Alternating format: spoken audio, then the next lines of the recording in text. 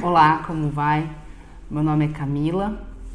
Estou aqui hoje novamente para o nosso terceiro e último vídeo sobre os direitos das mulheres.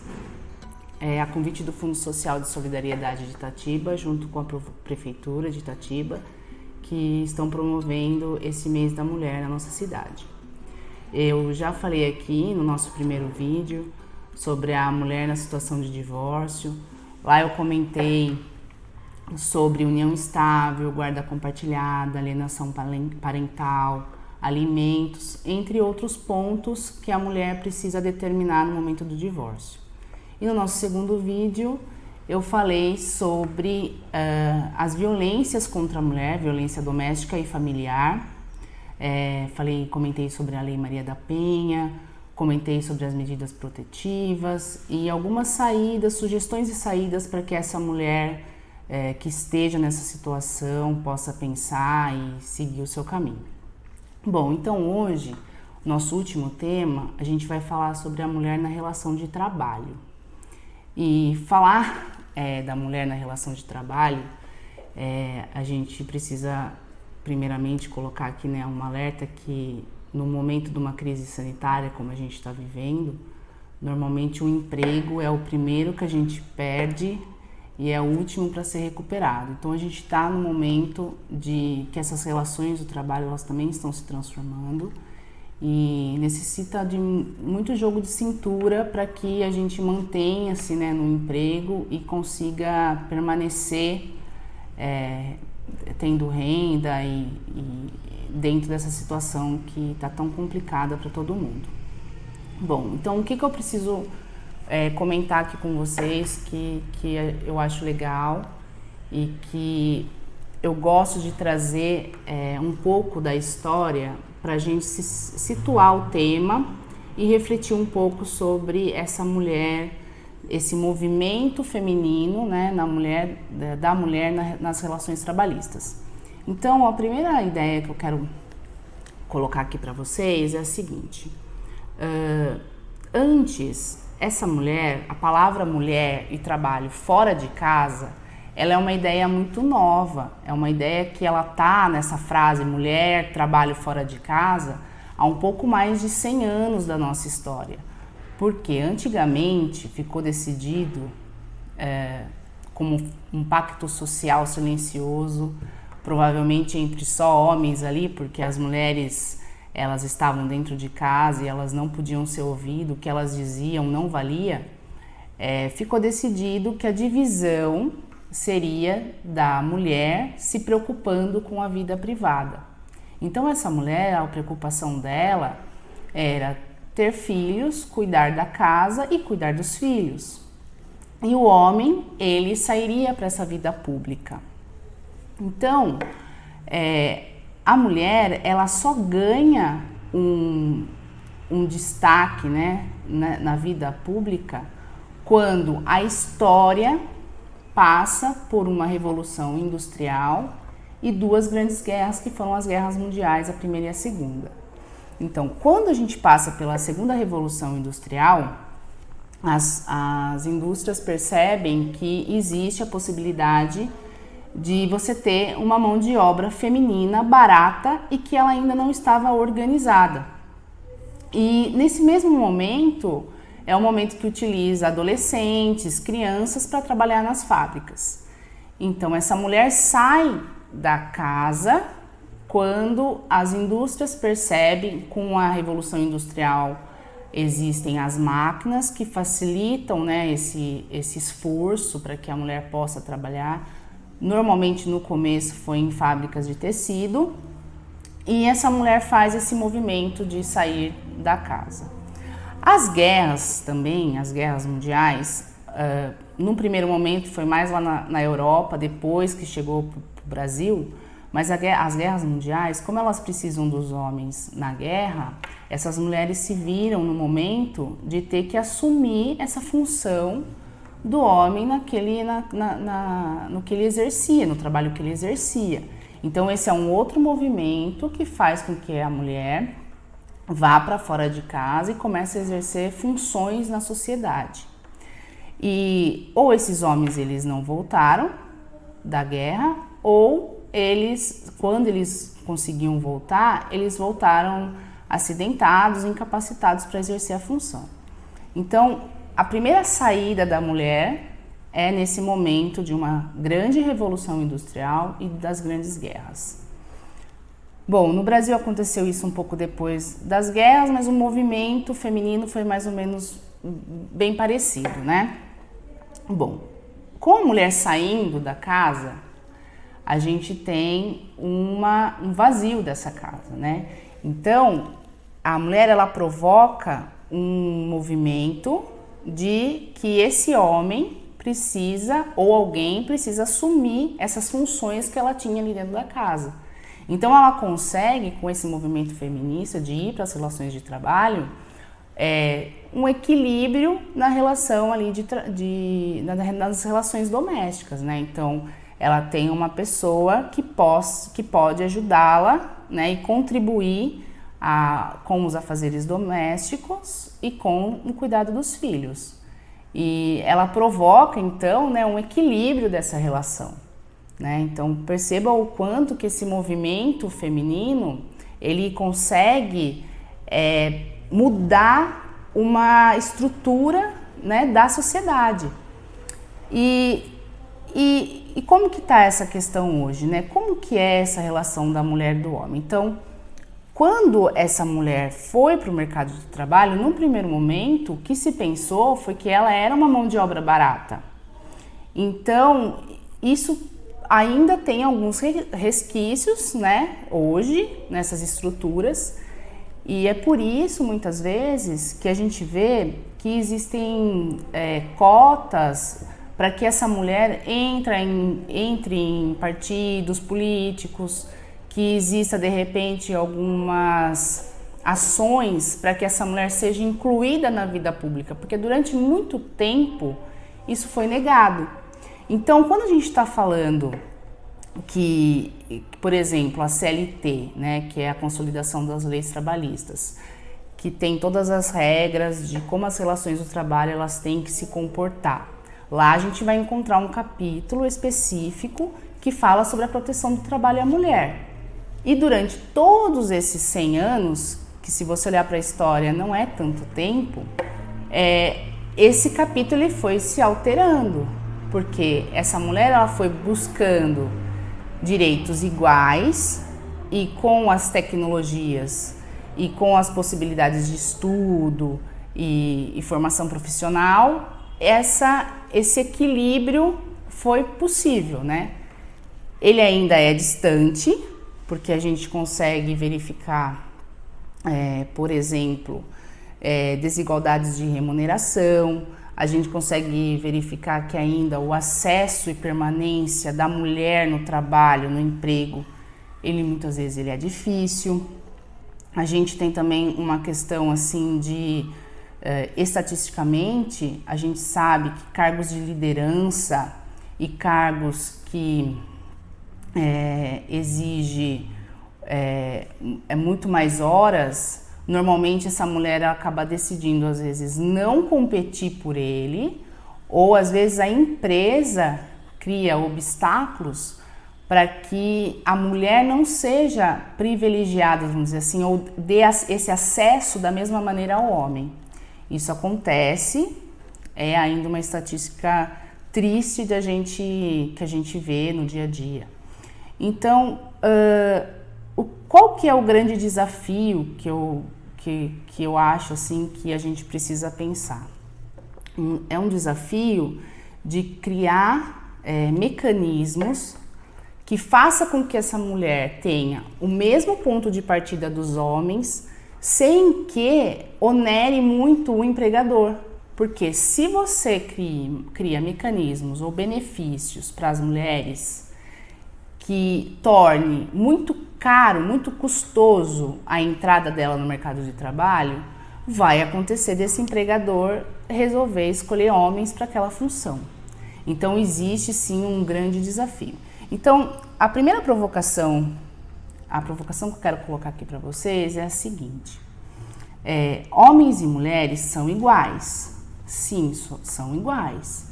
Nós, mulheres, queremos os mesmos direitos que os homens, ponto. Só que a gente não pode deixar de lado que existem diferenças entre homens e mulheres. Então, a medida que a gente tem que colocar aqui é a seguinte: homens e mulheres são iguais na medida das suas desigualdades. Como assim? Eu vou explicar. Quando a gente fala de relações de emprego, a gente está falando assim, homens e mulheres, eles têm os mesmos direitos, correto. Mas a gente não pode esquecer que a mulher, por exemplo, ela engravida, que o homem normalmente a estrutura do corpo dele é mais forte. Então o direito, ele tem que olhar para essas diferenças e regular e levar para que os dois tenham o mesmo ponto de partida, né? Então, o que a gente precisa desenvolver um pouco mais aqui? Homens e mulheres são iguais. A Constituição Federal garante isso, que não pode haver, por exemplo, vai ter uma vaga de emprego, esse emprego não pode selecionar por causa da cor, por causa do sexo. Ele tem que abrir essa oportunidade de emprego para todos, né? A não ser, claro, gente, que seja uma função específica que vai determinar que a pessoa tem que ter alguma qualificação ali técnica, né? Mas ela vai abrir para todos, para homens e para as mulheres. Não pode haver uma discriminação em relação ao sexo. Então, por isso que a gente ouve muito dizer, meninas podem fazer tudo. Sim, podem fazer tudo. Então, colocando esse mesmo ponto de partida, que homens e mulheres são iguais, vou te dar um exemplo, que é muito comum hoje, a gente ouve muito no nosso dia a dia. Normalmente, se você tem uma mulher exercendo determinada função no mesmo local de trabalho, ela está entregando as mesmas tarefas, tem o mesmo curso, o mesmo tempo de contratação, e ao lado dela tem um homem fazendo as mesmas funções, do mesmo jeito, entregando os mesmos trabalhos. Esse homem, ele não pode receber mais do que ela. O salário dos dois tem que ser igual. Mas isso acontece? Sim, é muito comum a gente encontrar, por exemplo, vou dar um exemplo prático para vocês de algo que aconteceu. Uma gerente de uma determinada empresa, ela foi contratada para um cargo, ela assumiu esse cargo. E aí, logo em seguida que ela entrou na empresa, ela soube que o homem que ocupava o cargo dela, ele tinha entrado com uma reclamação trabalhista e ela teve acesso a esses pedidos da reclamação trabalhista. E lá, porque ela ia ajudar a empresa a se defender nesse processo. E lá ela percebeu que esse homem, que exercia a mesma função que ela antes dela, recebia R$3.000 a mais do que ela. E isso fez com que ela se alertasse e ela buscou saber se os outros colegas que tinham sido contratados, os que estavam lá, recebiam ou não mais do que ela. E isso foi constatado que sim, que por uma questão assim, na hora da contratação da empresa, a empresa contratou ela por R$3.000 a menos.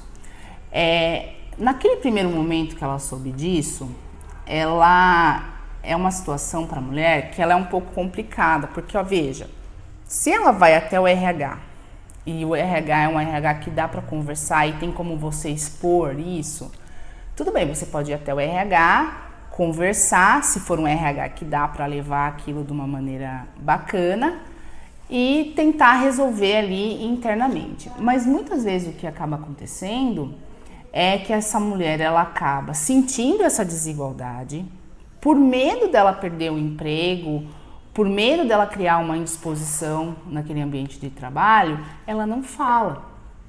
Ok, a gente entende, ter um emprego, ter um trabalho é difícil. E normalmente quando que o judiciário fica sabendo?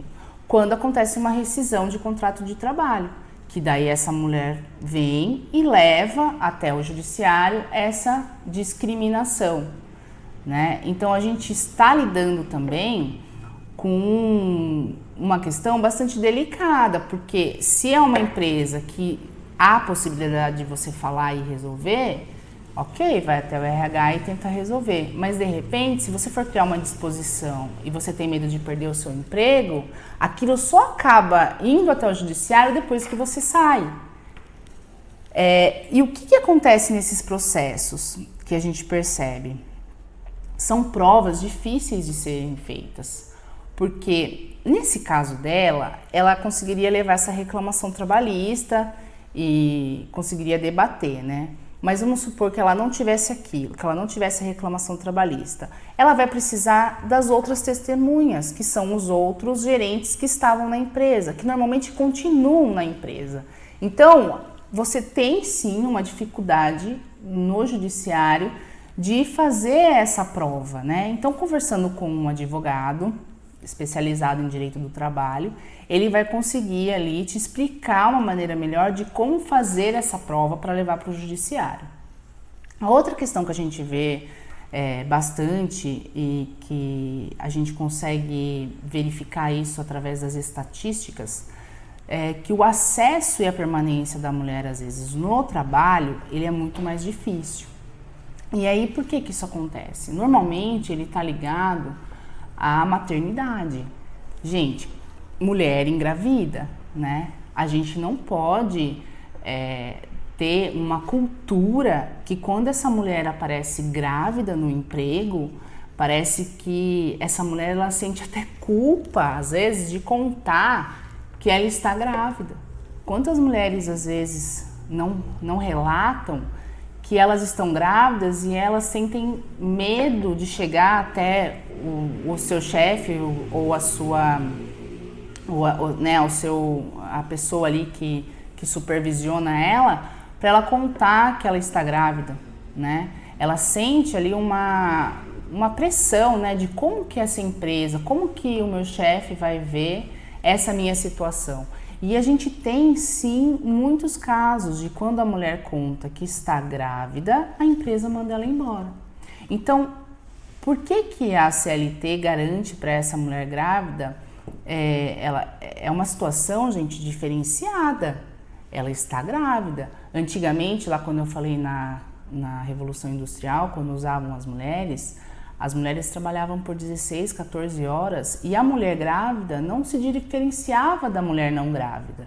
Então, hoje em dia, a gente tem sim uma estrutura que dá direitos para que essa mulher grávida ela tenha a estabilidade, ela consegue sair para fazer os exames e ela tenha a licença para que ela cuide desse filho depois que ele nasça.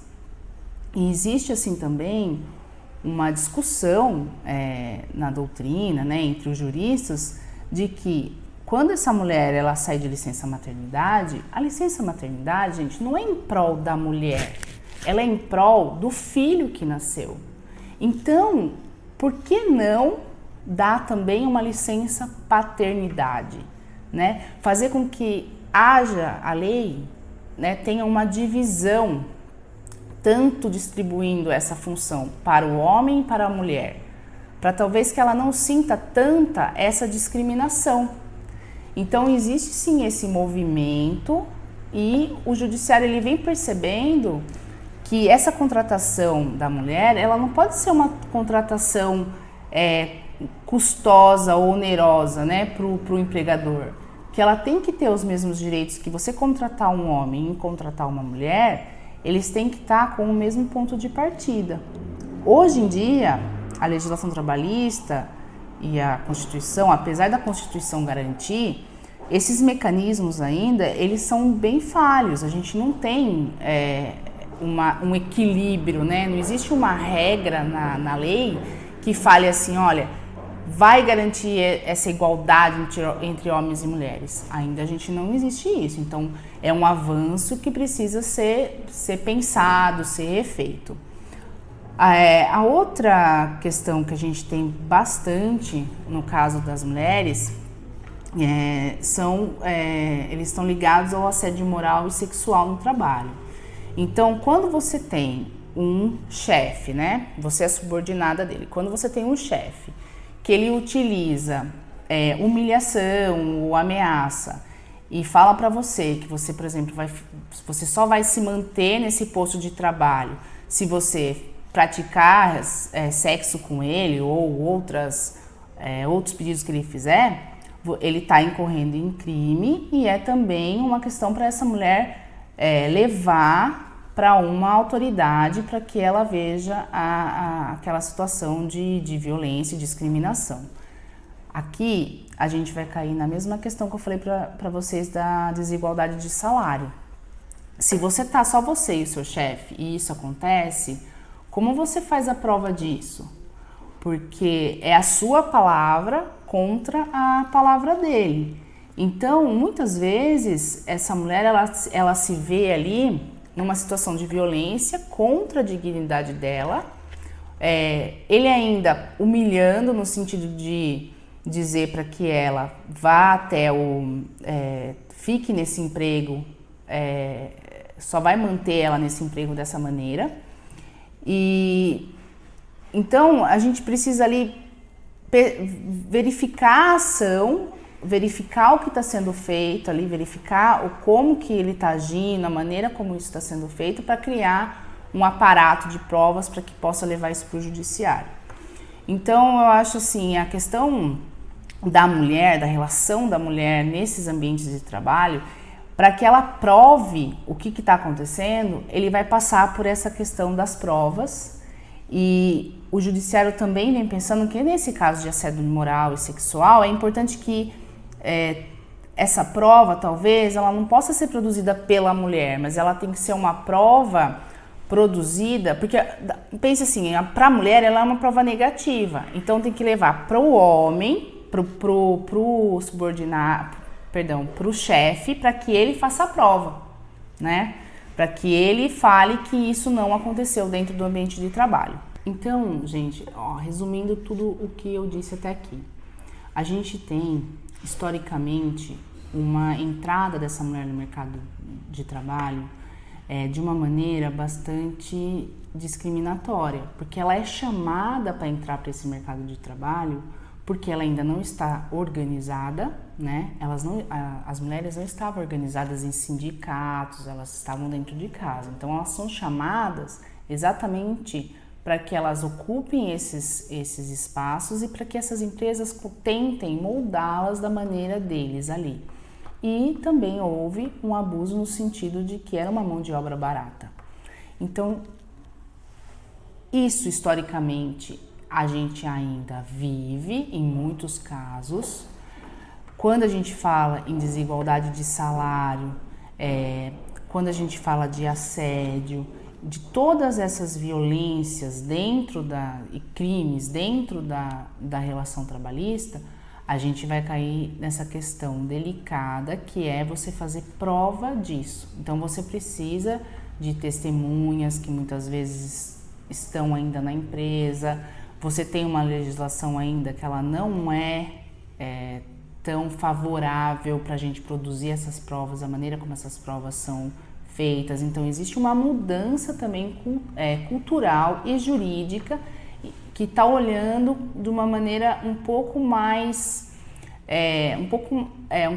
prática para isso, né? Para que também a gente consiga criar mecanismos que realmente são eficazes, que a CLT agora, com essa nova reforma, ela chegou a aplicar para as empresas que fazem essa discriminação de salário entre homens e mulheres.